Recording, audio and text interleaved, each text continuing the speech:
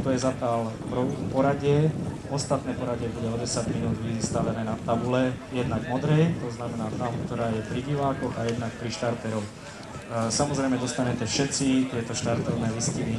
Prosím potom, aby ste sa nezdržovali z toho štartera, aby sme to mohli čítať podľa toho. Takže prvý si zopakujem ešte raz, prvý budú štartovať. Pán Polák, prípravný čas mu beží teraz, to znamená dávame mu 10 minút.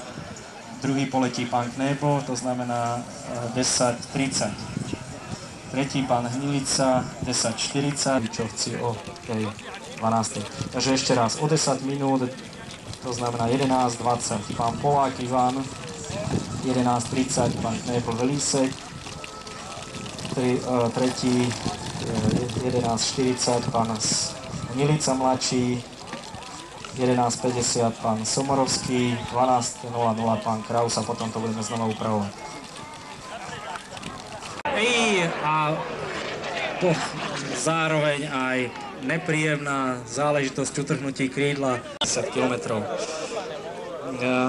Model mal hmotnosť 10 kg a tachte tí, ktorí sú vpravo od stanu štartéra, nám pristáva pán Helmut so svojím stíhačom.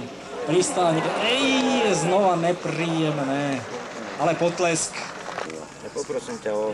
Pozadí vidíme, ako nám nesú trosky modelu 1.7 F8 nešťastného. Pán Franek sa nám už pripravuje na štart. Povinné úkony pred štartom. Štart mal by to byť akrobácia. Akromek má 32 rokov. Tento model akrobatický má rozpätie 2,4 metra, hmotnosť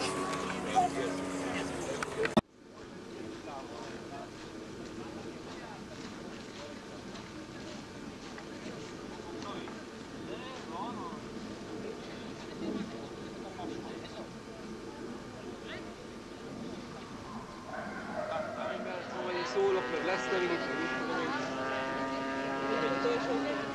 Aha, úgy szól. Nem, nincs gond. Jól meg van csinálva. Igen, igen, stopper, a mély. Apámnak segít.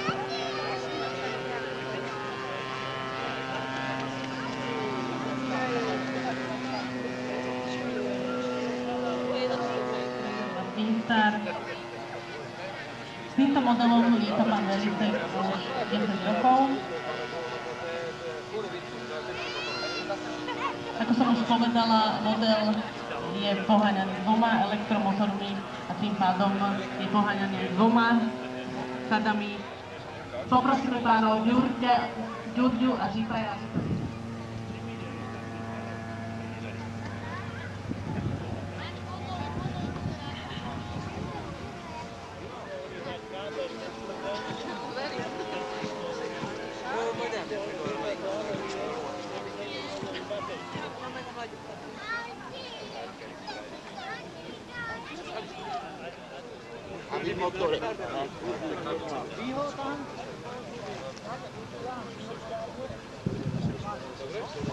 Keď ma budú byť, tak ťa zavolám.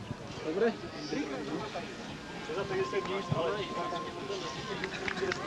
Ďakujeme pánovi Kevečešovi, ktorý úspešne so svojím modelom vetroňu s pomocným motorom pristál. A na štart sa pripravuje už pán Ďurďa so svojím modelom Piper PA Pacer.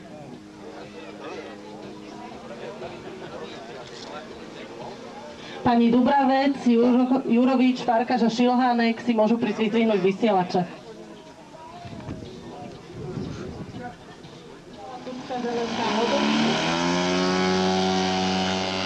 Ktorý má rozpätie 3 m 5 cm, hmotnosť 17 kg a poháňanie motorom ZTZ 80 cm.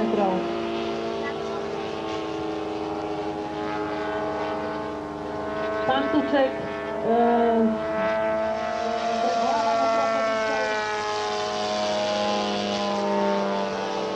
a toto lietadlo slúži na výuku športových pilotov z Českej a Slovenskej republiky.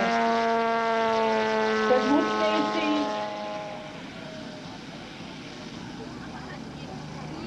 Birket na pristáti.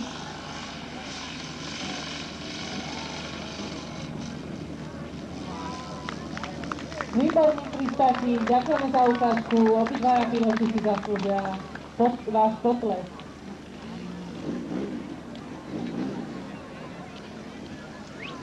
No a na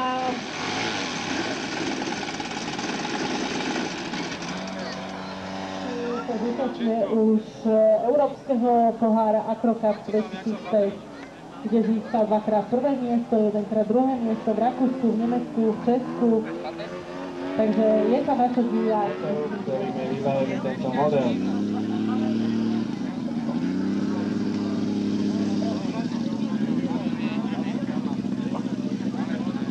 Herr Kevečiš, bitte Vorbereitung.